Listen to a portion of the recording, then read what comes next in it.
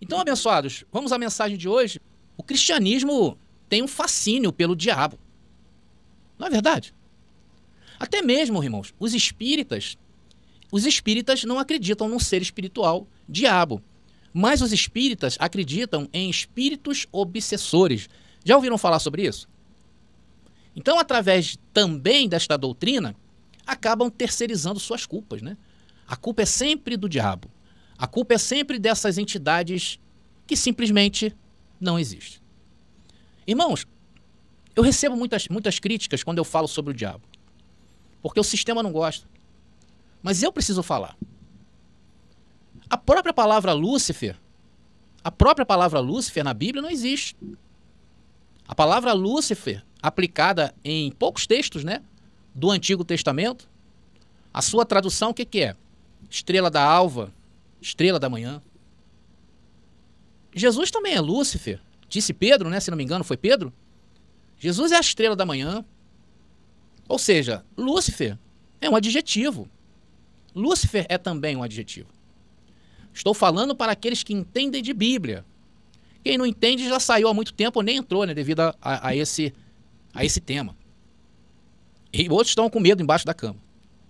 Irmãos, eu não vou ler textos bíblicos, porque eu sei que vocês sabem onde encontra tudo o que eu vou citar hoje. Tá? Talvez coloque só 3, eu só separei 3 versículos aqui para passar para vocês. Eu vou falar de uma passagem onde o sistema tirou uma das doutrinas sobre o diabo, que o diabo existe. Foi na tentação de Jesus. Eles creem que Jesus foi tentado por um ser espiritual encarnado. Porque se eles forem usar o mesmo peso que usam contra nós vamos usar contra eles, é dizer que o diabo também se materializou. Porque Lucas e Mateus registraram isso. Não é assim que eles dizem? Então esse diabo aí que foi tentado por Jesus está lá em Mateus e Lucas, ambos no capítulo 4. Então, abençoado, mais uma vez lembrando a vocês que a palavra diabo quer dizer um opositor, um pensamento contrário, um antagonista, um adjetivo. Então lá em Lucas capítulo 4 e Mateus também, Jesus havia jejuado durante 40 dias. E Jesus estava o quê? Debilitado. Jesus, como um homem, como nós, sentiu tudo o que uma pessoa, um ser humano, sente passando 40 dias jejuando. Irmãos, o que acontece com uma pessoa que fica 40 dias jejuando? Alguns morrem, não aguentam. Os que aguentam começam o quê? A ver coisas. Com quem Jesus falava nesse momento? Com quem Jesus estava falando nesse momento? Com sua própria natureza carnal, que também era opositora às coisas de Deus. O que, André? Você está dizendo que Jesus também, ele estava sujeito ao que nós estamos sujeitos? Sim, e eu vou usar a Bíblia agora. Tá aí. Hebreus capítulo 4, versículo 15. Pois não temos um sumo sacerdote que não possa compadecer-se das nossas fraquezas, mas sim alguém que, como nós, passou por todo tipo de tentação, sem pecado. Então isso mostra para nós que Jesus também passou pelo que eu e você passamos. E isto, irmão, foi bastante simbólico. O que Jesus passou ali durante a sua tentação, que a tentação ali é o homem que colocou, né?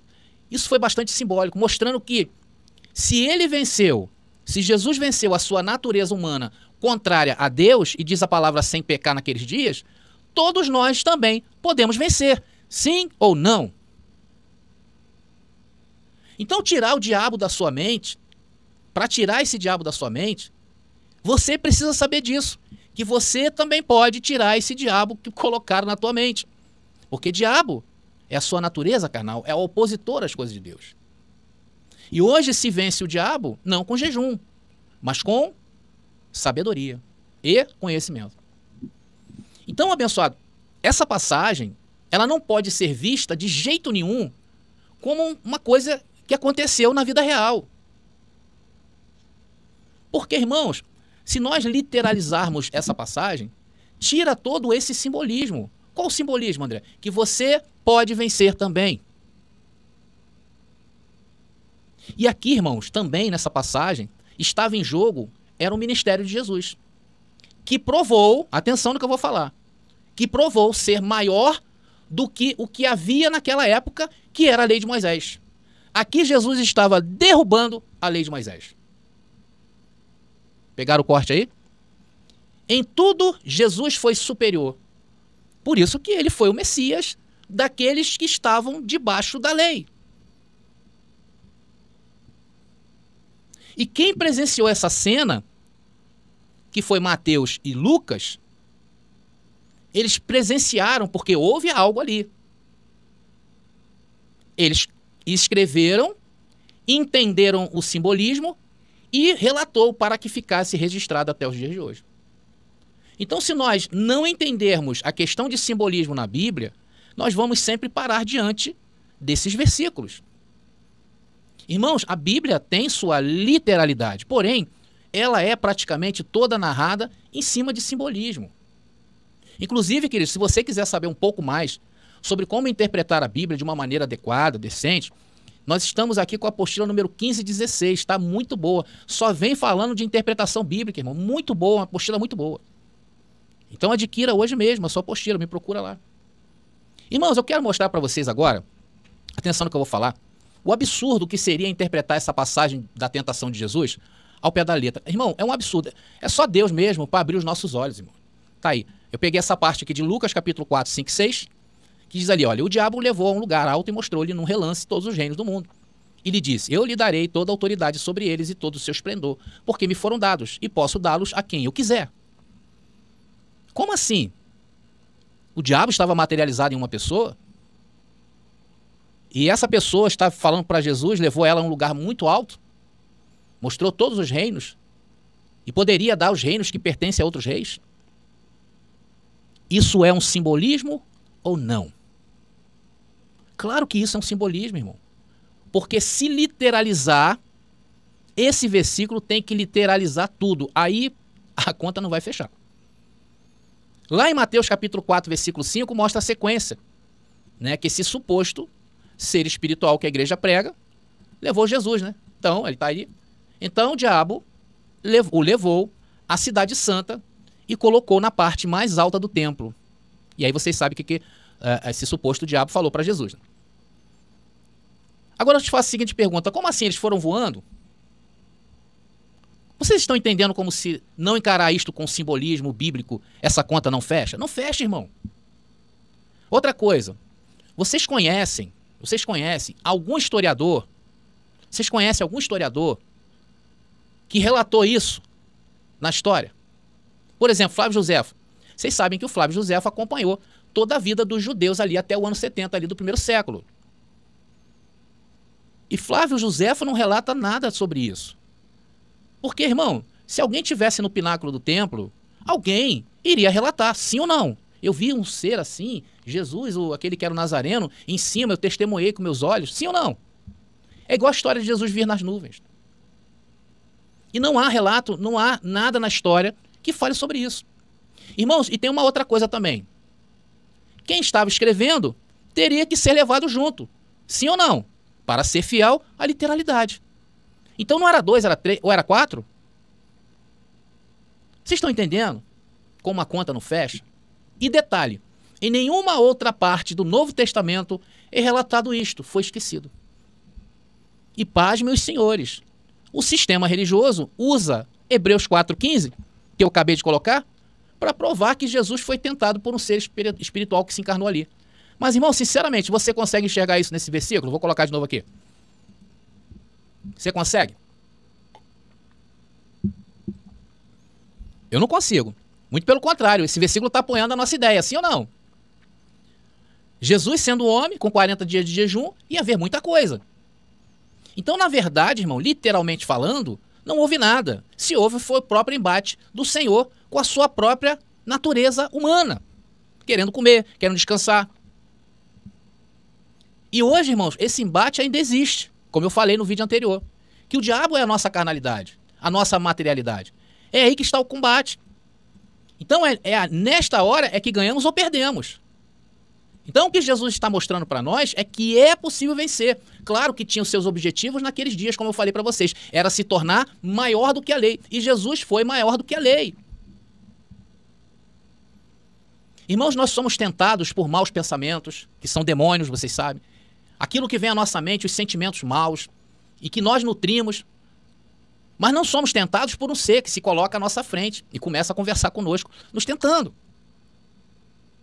Vocês querem ver um outro engodo religioso? Querem ver? É tratar a serpente de Gênesis capítulo 3 como o diabo. Inclusive eu tenho um vídeo aqui no canal onde eu explico isso, tá? Se quiser ver. Algumas pessoas, irmãos, só conseguem compreender aquilo para que elas foram preparadas para conceber. Ou seja, essas pessoas que estão submetidos às doutrinas, as 4 doutrinas do medo, só conseguem compreender desta maneira, irmão. Então, mesmo que você argumente muitas vezes, apontando vários argumentos, acabam repetindo sempre as mesmas coisas, dizendo o quê? Não, diabo existe sim. Você vai lá, mostra, você explica, você leva na palavra, você vai lá no grego, mostra para ele, e ele não consegue entender. Tá fechado. E ainda falam assim pra gente, já ouviram esse papo? Eles repetem isso aqui, ó, porque ouviram lá do líder, né? A maior arma do diabo é fazer com que você não acredite que ele exista. Quem já ouviu isso aí? Eu já ouvi. Então essas pessoas, irmãos, não são todas, porque tem aqueles que se libertam. Então essas pessoas não conseguem conceber outra maneira de interpretação. Leem a serpente de Gênesis 3 e dizem o quê? É o diabo. Irmãos, o capítulo 3 de Gênesis, evidentemente, se trata de um simbolismo. Assim também como toda aquela parte da criação.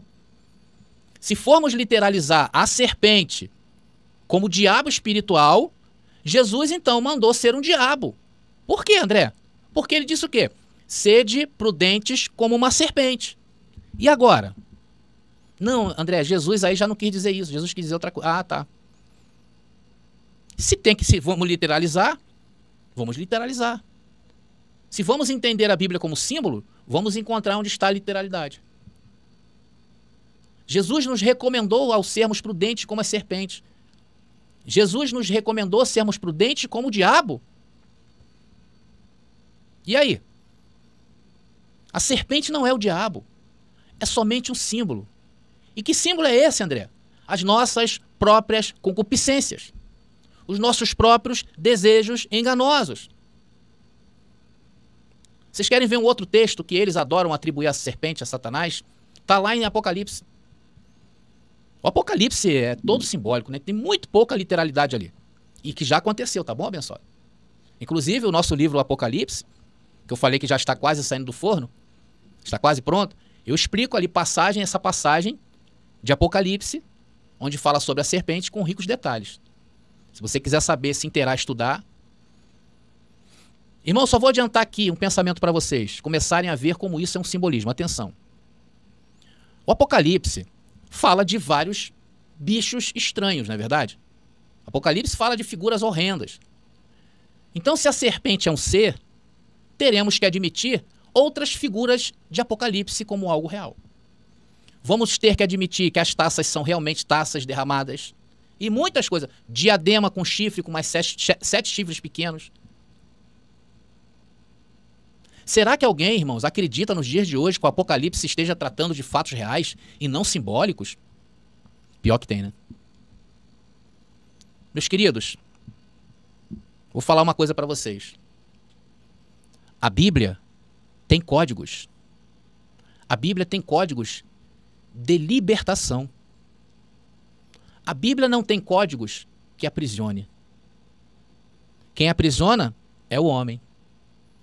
Se você começar a ler as Escrituras fora da caixinha religiosa, você vai encontrar esse código de libertação, como eu e meus irmãos encontraram. Irmãos, a Bíblia, ela tem até muitos textos que eu considero inocentes, colocando dessa maneira, que até não deveria ser levado em consideração. Porque tem muita gente que lê textos na Bíblia e fala assim, ah, esse Deus aí não dá não. Que Deus é esse? Você é ateu. Isso é porque não sabe interpretar a Bíblia. Então tem muitos textos que eu considero inocentes. É preciso entender, atenção no que eu vou falar, que aqueles homens que escreveram a Bíblia foram sinceros em seu tempo. Mas querer encontrar literalidade nisto e viver por isto, ainda que se você se torne um ateu, irmãos, a Bíblia tem muita coisa fantasiosa. Agora, se você se deixar levar por isto, você, sinceramente, isso é uma bobagem. Querer viver aqueles dias por hoje é bobagem. Então o Apocalipse, ele narra fatos reais que aconteceu, porém narra através do quê? De figuras de linguagem, de simbolismo.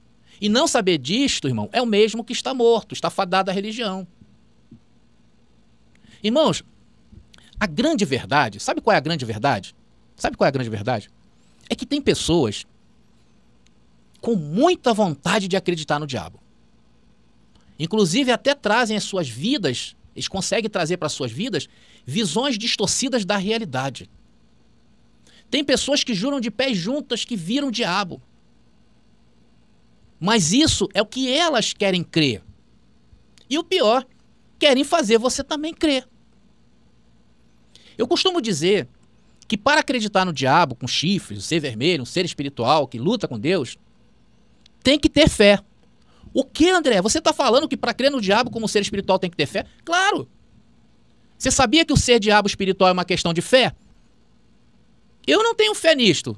Eu abandonei a crença no diabo. Resolvi estudar. Estudei e me libertei.